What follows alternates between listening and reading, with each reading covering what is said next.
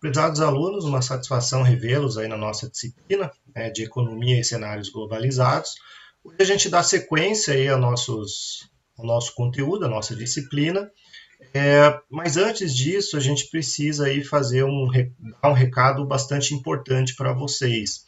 O que acontece? Em razão aí da impossibilidade de aula presencial, a coordenação, em conjunto aí com a reitoria, eles decidiram que a semana de provas que ocorreria aí no mês de abril, ela foi cancelada, né? Então nós não teremos aí a primeira prova bimestral presencial, ou seja, aquela famosa, né, e temida semana de provas não vai acontecer no primeiro bimestre em princípio. Então, em substituição dessa prova presencial, a gente vai lançar hoje, né, eu já vou lançar aí na sequência um trabalho, né, vocês farão um trabalho aí em casa, em substituição a essa nota aí dessa prova bimestral, né? Então, eu já vou mostrar aí no Excel como que vai acontecer, como vai ser a dinâmica desse trabalhinho. Esse trabalhinho ele vai ser resolvido de forma individual, cada um de vocês vai fazer em casa e vai me mandar aí para o meu e-mail, né, até o final do mês, né? Então, final do mês, a gente está falando aí de 30 de abril. Não é um trabalho muito extenso, não é um trabalho aí que vai exigir muito tempo de vocês, mas é um trabalho que vai exigir raciocínio, né, raciocínio jurídico. Eu já vou mostrar aí na tela como que vai funcionar. Um outro detalhe é que esse trabalho não prejudica e nem afasta a resolução das questões aí semanais que a gente está fazendo, né? Então, semana passada teve a primeira, hoje, ao longo da exposição da aula, vai ter a segunda questão. Essas notas e essas questões que são lançadas semanalmente vão compor aí a nota do segundo bimestre, né? Então, o segundo bimestre basicamente vai ser composto aí por essas notas semanais, né, em razão da resolutiva aí dessas questões. A prova do segundo bimestre, ela ainda não foi cancelada, então, em princípio, nós teremos, mas tudo vai depender aí da evolução, né, da situação que a gente vive. Então, fiquem atentos aí, aula após aula, a gente vai atualizando vocês, mas vamos falar agora do trabalhinho, né? Vamos ver aqui no Excel, acaba sendo um pouquinho mais didático para vocês. Basicamente o que acontece, né? Nós temos dentro da universidade dois bimestres, os dois bimestres vocês precisam aí totalizar uma média 7, né, para passar sem a necessidade da prova final, e essa nota ela é composta aí basicamente de um trabalho e uma prova, né? Essa prova ela acabou sendo suprimida, né? Então aqui no primeiro bimestre a gente teria, né, aqui nesse campo aqui uma prova, a prova bimestral que não existe mais. O trabalho a gente também não conseguiu desenvolver por falta aí de aula, falta aí de aula, né, em sala de aula. Então, o que acontece? A gente vai dar como nota desse primeiro bimestre apenas esse trabalho, tá? Então, tanto esse trabalho que previamente a gente tinha combinado, ele vai ser suprimido e vai virar um trabalho só valendo 100, né? Então, esse trabalho que eu vou passar agora, ele vai compor essa nota aqui, né, que eu estou dando destaque. O segundo bimestre, ele vai ser composto, em princípio, com a seguinte nota, né? Primeiro, essas questões que vocês estão resolvendo a cada semana, 30 pontos, e se tiver uma prova bimestral, aí a gente vai compor com os outros 70. Detalhe é que se não tiver essa prova aqui, provavelmente aí a gente vai estender, né, e tudo vai ser composto aí em razão dessas questões semanais que vocês estão recebendo aí a cada aula. Então, o que acontece? Eu vou passar para vocês esse trabalho aqui agora, para vocês poderem compor esses 100 primeiros pontos do primeiro bimestre, né? Então, fiquem atentos e avisem aí o pessoal que não estão assistindo às aulas que esse trabalhinho, né, vai compor o primeiro bimestre inteiro. Então, é um trabalho importante aí, se não for realizado, possivelmente, ou com certeza, você já estará aí, pelo menos em final, né? Então, não deixe de fazê-lo, não é um trabalho lá tão difícil. O segundo bimestre, em princípio, a gente mantém assim, conforme essa prova aqui venha a se confirmar, a gente vai realizar. Se não tiver aí a oportunidade, essa prova vai se transformar aí, né, na resolutiva das questões, mas a gente vai falando mais para frente. Então vamos agora à questão do trabalho. Como é que vai funcionar esse trabalho? Bom, esse arquivo Excel eu vou deixar lá no portal do aluno, tá? Então vocês vão poder aí visualizar e vão poder aí ver exatamente esse arquivo que eu estou mexendo agora. Bom, esse trabalho vai consistir no quê? Vai consistir na resolução de duas questões em cima de um texto de apoio. Então eu vou mandar e vou deixar aí no portal do aluno esse texto de apoio. Veja, não é um texto lá tão complexo, não é um texto tão longo, a gente está falando aqui de 12 páginas, né? Então é um texto aqui de um livro bastante interessante para o direito, é do Miguel Reale. E esse capítulo, né, esse texto aqui, ele faz alguma referência e permite a gente fazer um link aí entre direito e economia, né, que é o nosso grande objetivo aí na disciplina. Então, vocês vão receber esse texto, vai estar aí no portal do aluno anexado também. Em cima desse texto, vocês responderão duas questões, né? Vocês responderão duas questões, mas a grande dúvida é qual questão eu vou resolver? Bom, como é que vai ser feito essa distribuição? Né? As questões elas não serão iguais para todos. Vai ser feito aqui um sisteminha de distribuição dessas questões para que cada um responda uma questão diferente do outro. Né? Então, eu fiz aqui uma metodologia em cima do nome de cada um para que a gente eleja as duas questões a serem respondidas. Lembrando, essa questão tem que ser respondida e enviada para o meu e-mail até o dia 30 de abril. Então, como é que vocês vão descobrir qual a questão a ser resolvida em cima desse texto? Bom, como é que a gente vai identificar qual é a questão? Vocês vão pegar o nome de vocês, né, o nome de cada um, e eu vou dar o exemplo aqui do Aguinaldo. Né? Vocês vão pegar no nome de vocês a segunda e a terceira letra do nome. Né? Então, Aguinaldo, segunda letra o G, a terceira letra o U. Segunda e terceira letras. Para facilitar, aqui nessa tabelinha eu já deixei indicado qual é a letra correspondente. Então, quem tiver dúvidas e não souber fazer essa conta, né, eu já coloquei aqui. Então, Aguinaldo, no exemplo do Aguinaldo, nós temos aí, ele tem a segunda letra do nome o G, a terceira letra do nome o U. Pois bem, G e U, o que vocês vão fazer? Vocês vão vir aqui na abinha, aqui embaixo, de nome trabalho, e vão verificar a letra G e U, qual é o número correspondente. Então, a letra G e a letra U vão corresponder à sétima, né? A letra G é a sétima letra aí do alfabeto, né? Então a letra G é a sétima letra aí do alfabeto, e a letra U, a 21ª letra do alfabeto. Então vejam, o que o Aguinaldo vai responder nesse caso? Ele vai responder a questão de número 7 e a questão de número 21, né? Porque lá no nome dele, a segunda e a terceira letra do nome é a G e a U. Jogando aqui, né, conforme o alfabeto, a letra G é a sétima letra do alfabeto e o U a 21ª. Nós viremos aqui, dentro dessa outra tabelinha, e a gente vai ver aqui qual é a sétima questão. Está aqui, né? Sétima questão, letra G, sétima questão, número 7. E a letra U, 21ª. Ele vem aqui na 21ª.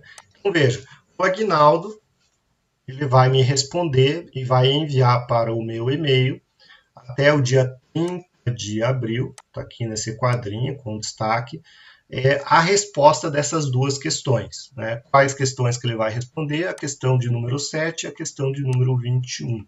Né? Então, esse é o trabalhinho que vocês vão fazer e que vai compor aí 100% do primeiro bimestre. Né? Então, fiquem bem atentos aí.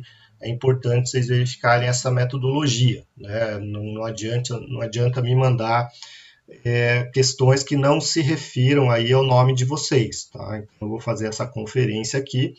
E detalhe, eu também não quero questões aí simplesmente copiadas e coladas da internet. Né? Vai ser difícil vocês acharem, mas a gente sabe que alguma coisa se acha. Então, eu quero o texto de vocês, e eu coloquei um limite aqui, né? Um limite aí de 20 linhas para cada resposta. Eu acho que em 20 linhas vocês conseguem explicar, fundamentar aí, ou dar os exemplos que eu peço em cada questão. Fiquem atentos aí com esse exercício. Essa planilha com as questões estão aí no portal do aluno. Isso daqui vai compor aí 100% da primeira nota. Bom, indicados aí os elementos, né, como a gente vai ser avaliado nesse primeiro bimestre, como será a composição de nota, a gente volta aí sobre a questão da nossa disciplina, a introdução aí às ciências econômicas, ou melhor, né, os conceitos básicos aí que a gente vem estudando. Bom, no primeiro, segundo dia de aula, a gente fez aí uma descrição no quadro, uma divisão bastante importante dentro da economia, que se refere à microeconomia e à macroeconomia, né? Então, nós vamos passar aí a falar hoje sobre uma das diretrizes mais importantes, talvez, dessa microeconomia. Lembrando que a microeconomia é aquela que estuda os mercados locais, né? O quanto o agente econômico é afetado e as teorias aí no nível macro, no nível local, no nível micro de aplicação de análise, né? Ou seja, um âmbito de estudo local.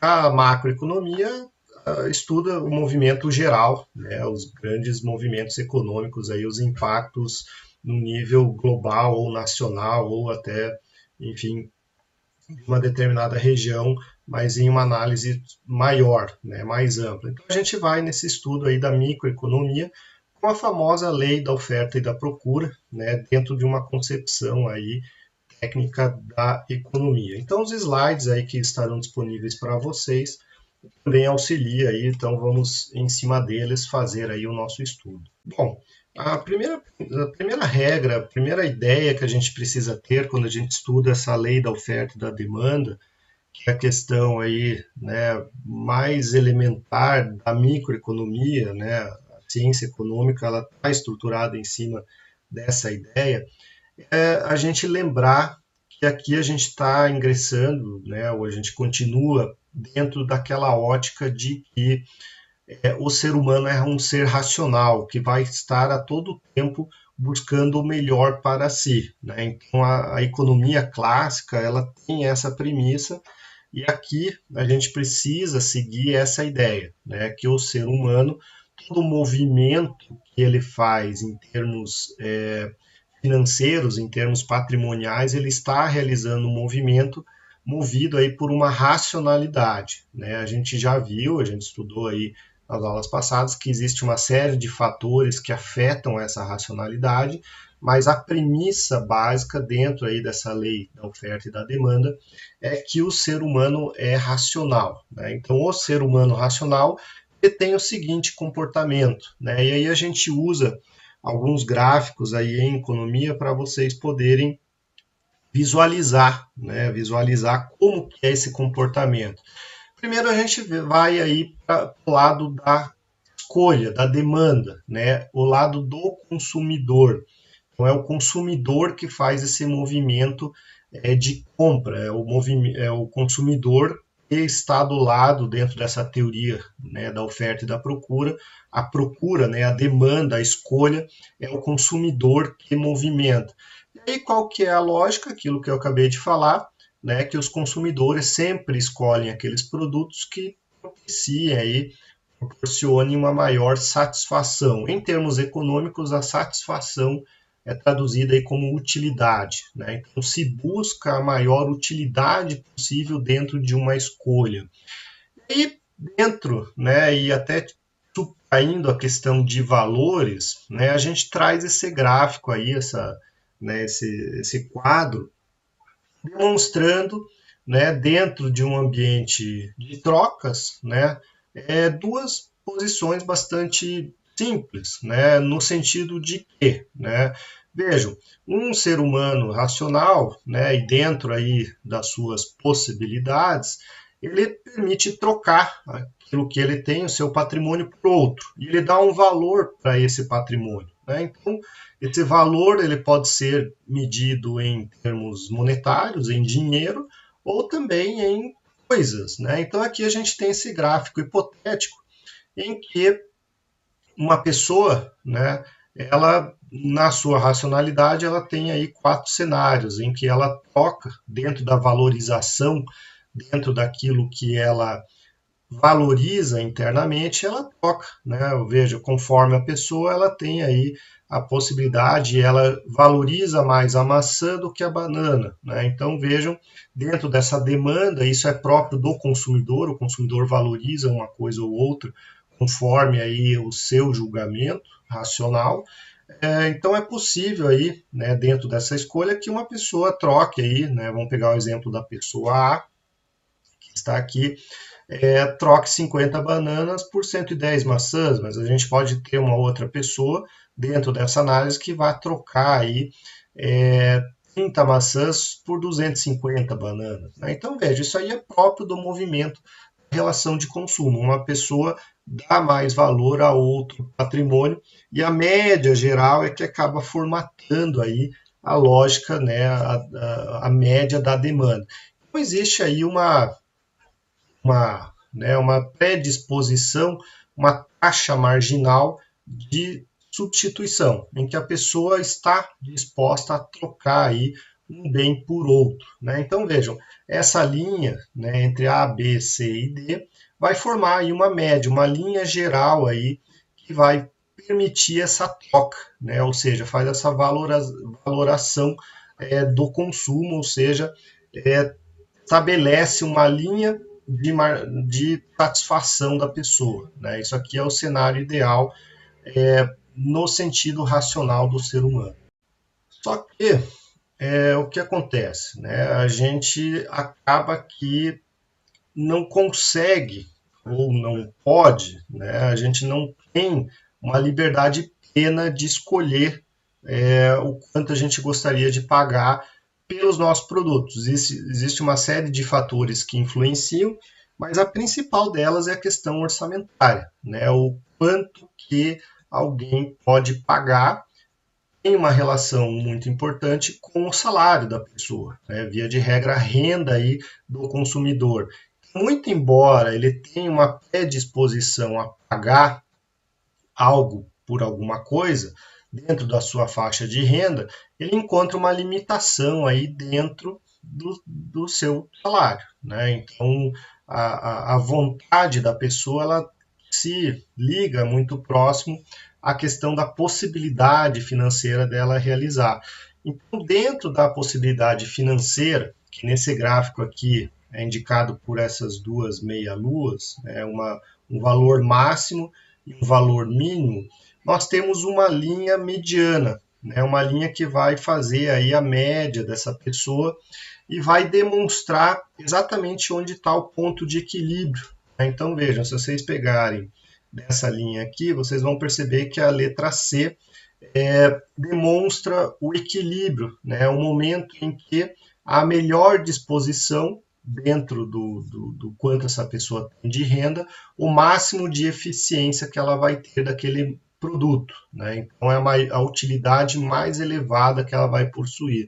Então, quando ele consegue, dentro da sua máxima satisfação, conseguir esse produto, ele está buscando aí, ele consegue o equilíbrio, né? O equilíbrio do consumidor vai dar aí por essa diferença, né? Vai atingir esse momento em que ele consegue a máxima satisfação com o mínimo de custo, né? Então esse momento se efetibiliza, né? Ocorre aí a tal do equilíbrio do consumidor. O grande problema dessa teoria da demanda é a questão que o preço, né, das coisas, eles não são medidos unicamente aí em razão da vontade ou da disposição da renda do consumidor. Existe uma série de fatores aí que vão influenciar e um deles, né, vamos imaginar aí nesse exemplo a questão do aumento do preço da maçã em razão aí de uma doença, né, na produção, ou seja, reduz aí a oferta, a demanda continua a mesma, dentro daquela renda da pessoa. Quando diminui a oferta, o que acontece? E a demanda continua a mesma, aquele mesmo produto ele fica mais caro, né? Então, dentro da restrição orçamentária, esse produto ele pode ser consumido, mas em uma quantidade menor, né? Então, aquilo que maximiza o bem-estar da pessoa é reduzida. Então, a curva da demanda ela é encolhida aí e passa, né, a ser percebida aqui nessa letra E dentro desse gráfico, né? Então, essas influências, né, entre a oferta e a procura vão criar aí a variação de preços. E é aquela lógica, né, que muitos conhecem da prática do dia a dia, né? Aumenta a procura, não aumenta-se a oferta, o preço eleva-se, né? Agora, quando aumenta-se a oferta e não se aumenta a procura, nesse caso procura traduzido como demanda, o preço tende a diminuir. É um movimento natural do mercado aí que a gente está vendo de uma forma técnica em gráficos. Bom, enquanto de um lado nós temos a questão da demanda, da procura, né, do lado dos consumidores, nós temos o outro lado desse gráfico, a questão da oferta, a teoria da oferta, ou seja, o quanto os produtores, os fornecedores, as empresas têm condições aí de fornecer, né? Então vejam que a quantidade de produtos, né, a quantidade de itens colocados no mercado afeta diretamente também a questão do preço, né? Então é aquela situação básica aí em que a gente tem, né, a lei da oferta, que quando um preço do bem sobe, a quantidade ofertada também aumenta, ou seja, mais produtores aí tendem a colocar esse produto no mercado em razão aí do aumento do seu preço. Então, a gente tem aí que, no equilíbrio geral, né, a gente tem que o mesmo produto, né, ele vai representar o mesmo preço independente aí da sua quantidade ofertada, desde que exista uma mesma demanda crescente para isso, né? Só que vai chegar num ponto que a demanda ou é reduzida ou é aumentada de uma forma desproporcional, né? Aí há um desequilíbrio dessa regra básica aí, esse equilíbrio na teoria da oferta, né? Então, a lei da oferta nos informa que quando o preço de um bem sobe, a quantidade ofertada também aumenta, né? Só que até quanto, né, esse preço pode subir, até quanto essa quantidade ofertada pode subir. Aí que a gente vê um limite, né? Existe um limite para isso. Dentro deste contexto, é que a gente ingressa aí na pergunta semanal. Bom, vamos aí então à nossa questão semanal, né? Lembrando que essa questão semanal tem que ser enviada para o e-mail que aparece aí na tela. Essa questão semanal tem que ser respondida individualmente. Essa questão é semanal, ou seja, tem que ser enviada até a próxima semana. Como as nossas aulas são de quarta-feira, a próxima semana se encerra aí no dia 15. Então, até dia 15 vocês têm que mandar para o e-mail resposta concisa, uma resposta aí com a palavra de vocês. Vocês têm que trazer aí, né, a resposta aí, enfim, pode ser no arquivo anexo, pode ser no próprio corpo do e-mail, né, não tem problema nenhum, não precisa formatar, não precisa fazer nada aí muito complexo, não. Eu quero a resposta com a identificação de vocês enviada aí até o dia 15. Bom, a grande questão, né, e a gente sempre aproveita aí o gancho com o cenário, né, o momento atual, a gente está falando aí pelos slides de que a oferta, né, ela traz essa noção de que o produtor, né, ele fornece um determinado preço e a tendência, a lei da oferta, ela vem a dizer que conforme o preço do bem aumenta, a oferta demandada, né, o quanto que se é ofertado também cresce, né, o produtor, o empresário, o mundo no geral, ele acompanha. Quando um item é valorizado, as pessoas, né, ou os empresários na busca aí do lucro, eles acabam aumentando, valorizando mais aquele item e produzindo aquele item para vender. Bom, vamos pegar o contexto aí do coronavírus e a questão das máscaras, né? Nós temos aí uma questão em que a demanda, ou seja, a primeira parte, né, a lei da demanda, ela subiu exponencialmente por uma necessidade sanitária, uma questão de saúde. Enquanto que a oferta de produtos, a quantidade ofertada não conseguiu acompanhar essa demanda. E dentro desse contexto, né, o que acontece? Surge a escassez desses produtos, surge aí a necessidade, né, de racionalização desses itens e também automaticamente o preço aumenta. Dentro da lógica, né, da lei da oferta e da procura, aumentou a demanda, mas a oferta não conseguiu acompanhar.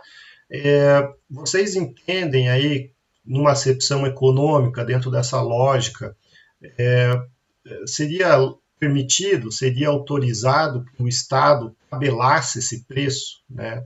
A gente concordaria com isso dentro de uma análise econômica de escassez de recursos, dentro de uma teoria da oferta e da procura. O Estado tem e pode, dentro de uma lógica econômica, tabelar esses preços? Então é a pergunta aí que vocês vão me mandar para o e-mail até o dia 15.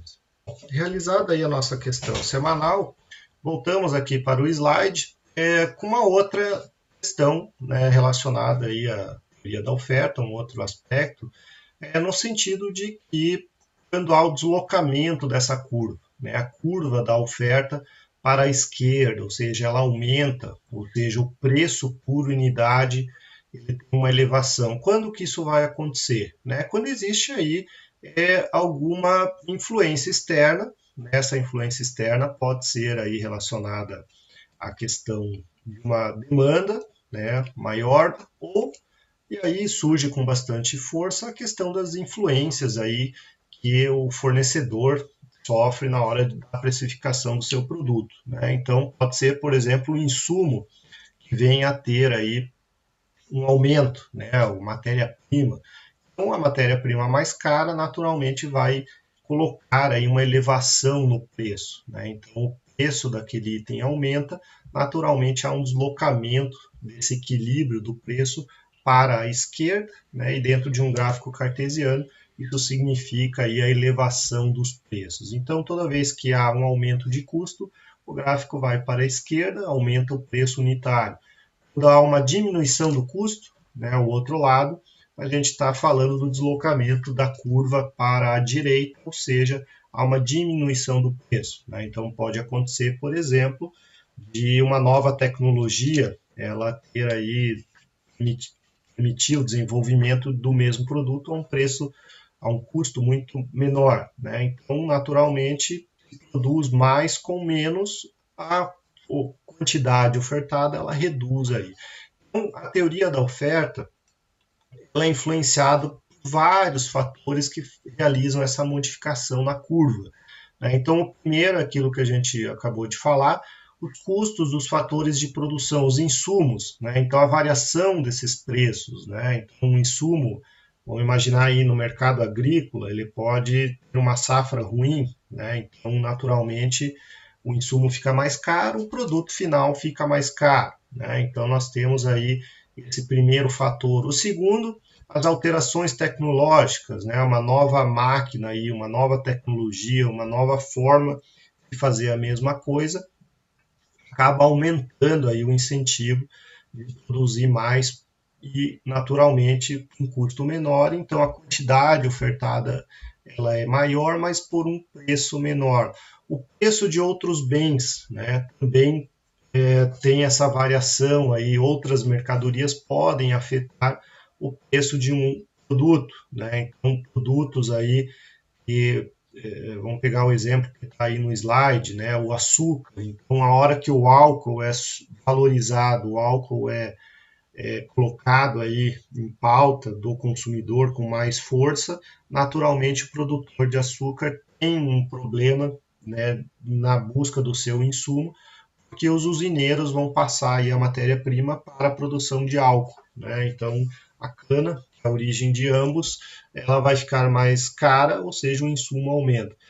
O quarto exemplo aqui é a questão dos agentes econômicos. Né? Então, vejam, a expectativa desses agentes econômicos gera aí também uma tendência a variar essa curva. Então, quando a gente chega próximo ao verão, por exemplo, toda a indústria, né, de gelados e gelo tem um reforço, né, de produção.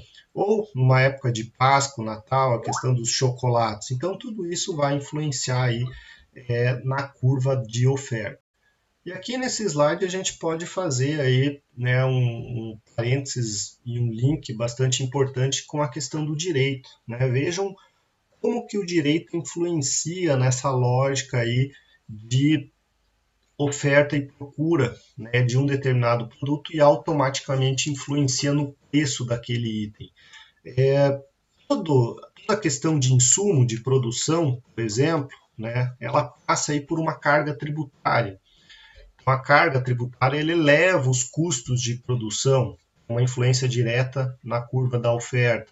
Um outro dado aí que o direito influencia são as limitações, as regras, as regulamentações aí que impõem limites, né? Impõem regras aí do uso, por exemplo, do meio ambiente, né? na utilização do solo.